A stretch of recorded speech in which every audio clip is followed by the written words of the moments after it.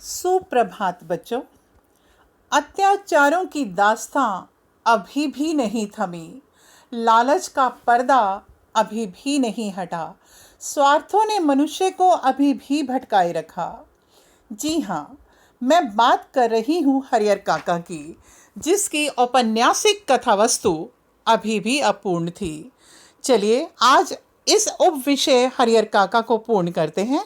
मिथिलेश्वर उपन्यासकार का नाम है। जायदाद के लालच में फीके पड़ गए रिश्ते नाते, भाई बंधु इसी टोह में रहे, कब विधिवत जायदाद मिले उन्हें। लोभ मोह के बंधन जो भाइयों के द्वारा बंधने लगे थे, उनका रूप रंग जो बदल गया था, ये सब देखकर हरियर काका बहुत ही हैरान थे, क्योंकि जो रिश्ता भाइयों के साथ पहले था वह अब उन्हें नहीं दिखाई दे रहा था। जैसा व्यवहार महंत ने किया था वैसा ही व्यवहार भाई बंधु करने लगे थे। वे बार बार कहने लगे थे कि कानूनी तौर पर ये जायदाद हमारे नाम पर लिख दो। महंत बार बार चुप होकर रह जाते थे, नजरें बचाने लगते थे। सुबह शाम दोपहर जब देखो यही चर्चा कि जायदाद हमारे नाम पर लिख दो, भतीजों के नाम पर लिख दो, सब तुम्हारे अपने परिवार के हैं। हरियर काका बार बार उन्हें यह बोलकर तसल्ली दे देते थे कि अभी तो मैं जीवित हूं, जब नहीं रहूंगा तो अपने आप तुम्हारे पास चली जाएगी। तो बार बार ये बोलकर मुझे क्यों जताया जाता है। महंत के नाम पर भी अब मुकदमा दायर कर दिया गया था। भाई बंधु के स्वभाव में परिवर्तन आने लगा था। उन्हें लगा था कि हरियर काका बार बार टालते जा रहे हैं। वे उन्हें डांटने फटकारने भी लगे थे। भाई बंधु हरियर काका को अब डांटने फटकारने भी लगे थे, जबरदस्ती करने लगे थे उनके साथ। वही रूप धारण कर लिया था जो महंत ने किया था। हरियर काका उनके इस व्यवहार को देखकर हैरान भी थे और परेशान भी थे।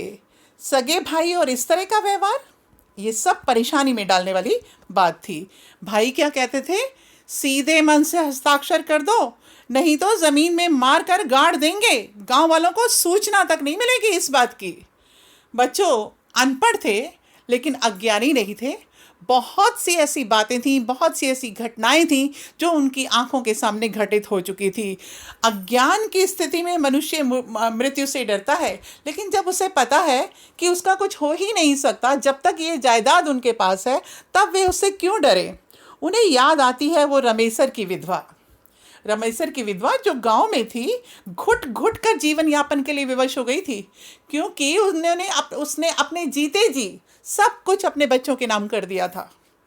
बच्चों हरियर काका कहने लगे, मुझे भले ही मार दो, मैं अकेला हूं ना, तुम तो इतने सारे हो, जोर जबरदस्ती कर सकते हो, पर जब तक जीऊंगा ये जायदाद तुम्हें नहीं दूंगा। ठाकुर बारी के महंत और साधु संतों से तुम लोग तनिक भी कम नहीं हो, ऐसा हरियर काका अपने भाइयों को कहने लगे थे। भाई और जबरदस्ती करने लगे थे, चाहे हंसकर लिखो चाहे रोकर, लिखनी तो तुम्हें पड़ेगी। बेचारे हरियर काका, हाथापाई शुरू हो गई थी उनके साथ। सारे गांव में बात फैलने लगी थी, लोग बार बार आते थे, पुलिस बुला ली जाती थी, पर परिवार का निजी मामला कहकर बात टल जाती थी। और भी बदतर हालत, मारपीट करना, जुल्म, अत्याचार, जख्मों के निशान, ये सब दिखाई देने लगा था हरियर काका के शरीर पर। थोड़ी देर में ये मारपीट अगर और चलती रहती और पुलिस नहीं आती ना, तो शायद हरियर काका को वे लोग जान से मार भी डालते। बेचारे घबराए हुए से थे हरियर काका। पुलिस के आते ही सारे भाई भतीजे सब गायब हो गए और पुलिस की तरफ से अब उन्हें सुरक्षा दी जाने लगी। भाई और ठाकुरबाड़ी के महंत की भी निगरानी जो है उन पर रहती थी और पुलिस भी निगरानी करती थी, लेकिन भाई और महंत के लोग ज़्यादा अच्छी निगरानी करते थे और जितने लोग गांव में थे वे सब तरह तरह की बातें करने लगते थे। दो समूह बन गए थे। कुछ का कहना था भाइयों के नाम लिखो, कुछ कह रहे थे ठाकुरबाड़ी के नाम लिखो, और एक तो यहाँ तक कह रहे थे कि हरियर उच्च विद्यालय बनवा दो इस ज़मीन पर, हमेशा के लिए लोग हरियर काका को याद रखेंगे। गांव में जितने भी घर थे, जितने भी खेत खलियान थे, सब जगह उन्हीं की चर्चा की जा रही थी। भाई और महंत ने उन्हें तभी क्यों नहीं मार दिया, वे लोग बार बार अपने मन में ये सोचा करते थे, क्योंकि हरियर काका तो कुछ कर नहीं सकते थे, अकेले थे। हरिहर मरेंगे तो दोनों के बीच लड़ाई होगी, खून की नदियां बहेंगी, ऐसा बाकी लोग सोच रहे थे। अब गांव में एक बुट्टन सिंह डाकू भी था। बीच बचाव करता था और थोड़े पैसे ले लेता था, अपना गुजारा चला लेता था। उसने सोचा क्यों ना महंत और भाइयों के बीच का बंटवारा, जमीन का बंटवारा करा दिया जाए। 5 बीघे जमीन उसके हिस्से में भी आ जाएगी, 5-5 इन दोनों को मिल जाएगी। इस तरह से झगड़ा भी निपट जाएगा। लेकिन हरिहर काका की मृत्यु के बाद देश के कोने कोने से वह साधुओं और नागाओं को वहां बुलाएंगे, ऐसा महंत सोच रहे थे। भाई अपनी अपनी योजना बना रहे थे। इस तरह से कहानी के अंत में बच्चों, हरिहर काका जो मौन गूंगेपन का शिकार हो गए थे और अकेले रहते थे, कुटिया में रहकर जीवन बिता रहे थे, 2 समय खाना पीना खा रहे थे, क्योंकि उन्होंने एक नौकर रख लिया था जो उन्हें बनाकर दे दिया करता था। इस अकेलेपन के उनके साथी थे पुलिस वाले, जो दिन रात खाते पीते थे और मौज मस्ती करते थे। पैसा किसी और का और मौज मस्ती कोई और कर रहा था। तो कहने के लिए बहुत कुछ था हरिहर काका के पास, लेकिन उनका अपना कहने वाला कोई भी नहीं था। जिसका धन वह करे उपास, खाने वाले करे विलास। जिसका धन था वो बेचारा मौन था, उदास सा था, आकाश को निहारता रहता था, और जिस धन को खाने वाले जो है मौज मस्ती मटर गश्ती किया करते थे। तो बच्चों, एक रिश्तों की कहानी यह भी है। ये कहानी बहुत अनूठी है, जिनका खूह जम गया है और पानी हमेशा बहता चला जा रहा है। तो इस तरह की कहानी को पढ़कर आप लोग खुद ही अंदाज़ा लगाइए कि आप हरिहर काका के साथ होते तो उनके साथ क्या ऐसा व्यवहार होने देते? क्या इस तरह के व्यवहार से आप लोग दुखी नहीं होते? आप उनकी आवाज़ लोगों तक नहीं पहुंचाते? जनमानस उनके अत्याचारों से उन्हें मुक्त करने का प्रयास नहीं करता? इन सभी प्रश्नों को आप विचार करेंगे तो उत्तर आपको स्वयं ही मिल जाएगा। बच्चों, इस पाठ में स्मरण रखने योग्य तथ्य हैं। उपन्यास में जीवन के सत्य भाग को चित्रित किया गया है। हमारे आसपास हरिहर काका जैसा व्यक्तित्व हमारे समाज में अवश्य होता है। मुझे तो ऐसा लगता है जैसे जीवन के सत्य की कहानी ही इसमें प्रस्तुत की गई है। लोभ, मोह, काम, क्रोध, ये विकार होते हैं।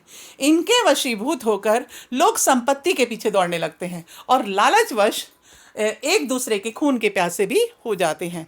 घरी परिवार की स्वार्थी भूमिका आप लोगों ने देखी है, जहां अपने कहने वाले तो बहुत थे लेकिन अपनापन दिखाने वाला कोई नहीं था।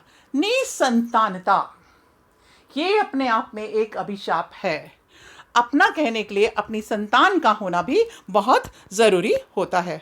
समाज के ठेकेदारों को देखा आपने, कोई कहता है इसके नाम लिख दो, कोई कहता है इसको दे दो, कोई कहता है विश्वविद्यालय बना दो, तो कोई कहता है मैं बंटवारा करा दूंगा।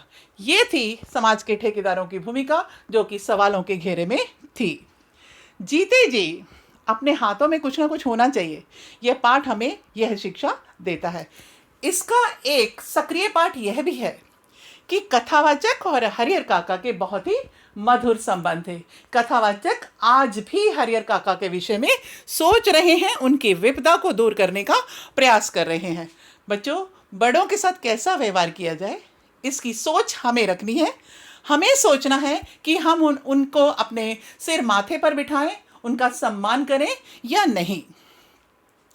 धर्म के उपासकों का अनदेखा रूप, ऐसा रूप आपने देखा नहीं होगा कि संत लोगों की ऐसी भी भूमिका होती है। तो हरिहर काका की बेबसी इस पूरे लघु उपन्यास में मुझे दिखाई दी है। यहाँ कुछ भी अभ्यास कार्य और दिया गया है।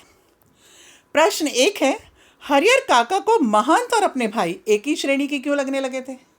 एक ही श्रेणी को तो होंगे जब दोनों लूटने का प्रयास कर रहे हैं, दोनों उनके जीते जी उनकी जायदाद को हड़पने की कोशिश कर रहे हैं। महंत अपनी चालें चल रहा है, भाई अपनी चालें चल रहा है। तो दोनों की चालों को आपने इस प्रश्न के उत्तर में लिखना है। बच्चों, पहले भी मैंने आपसे पूछा था, अज्ञान की स्थिति में मनुष्य मृत्यु से डरता क्यों है? ज्ञान की स्थिति अगर उसे हो जाए तो फिर डरने, मौत को भी गले लगाने से नहीं डरता है। क्यों? क्योंकि उन्होंने रमेसर की विधवा का उदाहरण मैंने आपको दिया ना, कि उन्होंने देखा था, उसने अपने जीते जी सब कुछ दे दिया था उसको, फिर उसका जीवन बहुत ही बदतर हो गया था। हरिहर काका नहीं चाहते थे कि उनका जीवन भी वैसा हो, इसलिए उन्होंने अपने जीते जी अपनी जायदाद किसी के नाम पर नहीं लिखी थी। हरिहर काका के मामले में गांव वालों की क्या राय थी? राय सबकी अलग अलग थी। कोई कह रहा था भाइयों के नाम कर दें क्योंकि खून के रिश्ते हैं, खून के रिश्ते अपने होते हैं, अपने अपने ही होते हैं। कोई कह रहा था कि ठाकुरबाड़ी के नाम कर दें, भगवान को अगर लिखेंगे भगवान के नाम पर तो सीधा स्वर्ग को जाएंगे, वैकुंठ प्राप्त होगा। इस तरह से तरह तरह के लोग अपनी अपनी बात कर रहे थे। बच्चों, हरिहर काका का चरित्र जो आपको यहाँ पर दिखाई दिया, उसके कुछ सक्रियात्मक रूप आपको लेकर यहाँ पर उनका चरित्र चित्रण करना है। ये सभी प्रश्नोत्तर जो मैंने आपको तीनों भागों में दिए हैं, ये आपकी पाठ्य पुस्तिका पर ही आधारित हैं और ये आपको करने हैं। इसलिए इन सभी प्रश्नों के उत्तर लिखना अनिवार्य है। उसके बाद आप इन्हें अपनी अपनी अध्यापिकाओं के पास भिजवा दीजिए।